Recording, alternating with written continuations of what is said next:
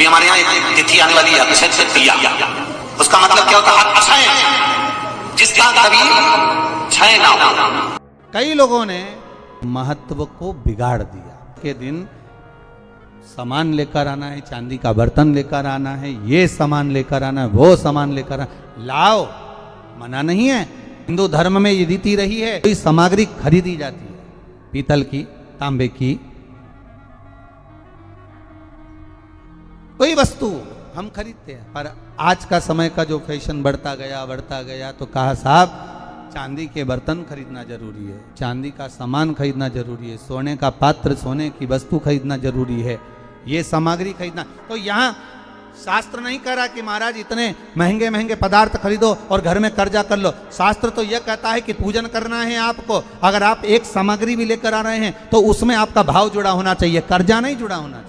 अक्षय तृतीया, उसका मतलब क्या होता है? अक्षय, जिसका कभी क्षय ना हो। जब हम भगवान शंकर को चावल का दाना चढ़ाते हैं, जैसे बहुत ध्यान दीजिएगा महाराज, बहुत समझने वाली बात है, बहुत ध्यान से। चावल का दाना हमारे मस्तक पर तिलक करने के बाद पंडित जी क्यों लगाते हैं कि भगवान जैसा समय आज चल रहा है, आप पूजन कर रहे हो, पाठ कर रहे हो, दान कर रहे हो, पुण्य कर रहे हो, सत्कर्म कर रहे हो, भजन कर रहे हो, मेरा देव अधिदेव महादेव, मेरा नारायण, मेरा सत्यनारायण भगवान, मेरा राम जी, मेरा विष्णु जी, मेरा भागवत मैया, मेरी रामायण मैया। ब्राह्मण मस्तक पर तिलक लगाने के बाद चावल इसलिए लगाता है कि जैसा समय आज चल रहा है, भगवान तुमको ऐसा ही समय बनाकर रखे और तो ऐसे ही चार चांद लगाते रहो, दान पुण्य संकीर्तन करते रहो, इसलिए मस्तक पर चावल का दाना लगाया है। तो यहाँ शिव महापुराण की कथा करेगी, चावल का दाना शिव जी को क्यों चढ़ाते हैं, भगवान को क्यों समर्पित करते हैं, भगवान के पूजन में अक्षत क्यों समर्पित करते हैं, चावल क्यों समर्पित करते हैं, उसका कारण क्या है? तो कहा आज मैंने जब चावल का दाना आपको समर्पित करा है, जिस भाव से, जिस विश्वास से, जिस श्रद्धा से, जिस मन से मैं आपको रिझा रही हूँ, हे भोलेनाथ मेरी ये मनोकामना पूर्ण कर, इसको अक्षय कर देना, इसको अमर कर देना, बस इतनी कृपा आप कर। आप लोगों से भी है, अमावस्या आ रही है, पूर्णिमा आ रही है, नवमी आ रही है, बैसाख की तीज आ रही है, अक्षय तृतीया, सत्तू का प्रयोग अवश्य करना, करोगे ना? उसका दान अवश्य करना, कोई आए उसको थोड़ा सा सत्तू अवश्य खिलाना। 3 चीजें होती हैं सत्तू में, गेहूं, चने की दाल, जौ, इनको गलाया जाता है, रात भर गलाने के बाद इसको फिर सेका जाता है, सेक कर पिसाया जाता है, फिर उसका प्रयोग किया जाता है महाराज। चाहे फिर उसको घोल करा शक्कर के साथ, गुड़ के साथ, नमक के साथ, जीरे के साथ, पुदीना के साथ, जिसके साथ तुम्हें खाना है वो तुम्हारे ऊपर, पर दान करना सत्तू का जरूर है। एक चुटकी मात्र भी अगर सत्तू आपने दान किया है बैसाख महीने में, उसका फल जरूर मिलेगा, जरूर करना। हमने भी विचार करा है, जितने लोग ऑनलाइन दान कर रहे हैं, दान सहयोग राशि अकाउंट में डाल रहे हैं या सहयोग दे रहे हैं, तो अमावस्या, नवमी और पूर्णिमा को भी कुबेरेश्वर धाम में जितने भी भगत आते हैं उनको सत्तू का ही प्रसाद वितरण किया जाएगा। जो लोग दान दे रहे हैं उनके सहयोग से ही ये क्रम किया जाएगा। प्रयास शिव उपासना, शंकर का भजन महाराज। स्कंद पुराण में उठाकर पढ़ना कि आखिर मिट्टी के पात्र का जल बैसाख के महीने में शंकर को क्यों चढ़ाया जाता है। अगर मिट्टी का पात्र भी नहीं हो, तुम्हारे घर में मटका हो, सुरई हो, वो भी नहीं हो, तो एक दिए में मिट्टी के पानी भर लो और वो पानी तांबे के कलश के अंदर जो पानी है उसमें मिला लो। पर मिट्टी का जल शिव जी को क्यों चढ़ाया जाता है? स्कंद पुराण के अंदर बैसाख महत्व में लिखा कि जो अधोगति में मर गया होता है, अचानक मर गया होता है, एक्सीडेंट में मर गया होता है, उसकी जीने की और तमन्ना थी, अचानक कोई बीमारी लग गई और मर गया, कोई बड़ी बीमारी लगने के कारण चला गया, उसको बहुत कुछ करना था पर मर गया। उसके लिए बैसाख महीने में शंकर भगवान को जब हम मिट्टी के पात्र का जल समर्पित करते हैं तो वो जीव तड़पता नहीं है, कहीं भटकता नहीं है। उसको गया में पितरों में मिलाया कि नहीं मिलाया, बद्र विशाल में ब्रह्म का पाली करी कि नहीं करी, कभी पिंडदान, कभी तर्पण, तिलांजलि हुई कि नहीं हुई, पर मिट्टी के पात्र का जल बैसाख महीने में जाता है तो वो जीव कहीं पर भी हो उसकी मुक्ति हो जाती है, उसका मोक्ष। मिट्टी का कोई पात्र नहीं, कोई तारवन नहीं, तो आप दिए के अंदर भी जल भरकर उसको तांबे के लोटे में मिलाकर शिव जी को चढ़ा सकते हो। बैसाख महीने में वो जिस नारी के गर्भ में बच्चा 1-2 महीने का, 4 महीने का, किसी का गिर गया हो, बच्चा चले गया 2 महीना, 4 महीना, 6 महीने का समाप्त हो, उसको चढ़ाना चाहिए बैसाख महीने में शिव को। कई लोगों ने महत्व को बिगाड़ दिया के दिन सामान लेकर आना है, चांदी का बर्तन लेकर आना है, ये सामान लेकर आना है, वो सामान लेकर आना, लाओ, मना नहीं है। हिंदू धर्म में ये रीति रही है, कोई सामग्री खरीदी जाती है, पीतल की, तांबे की,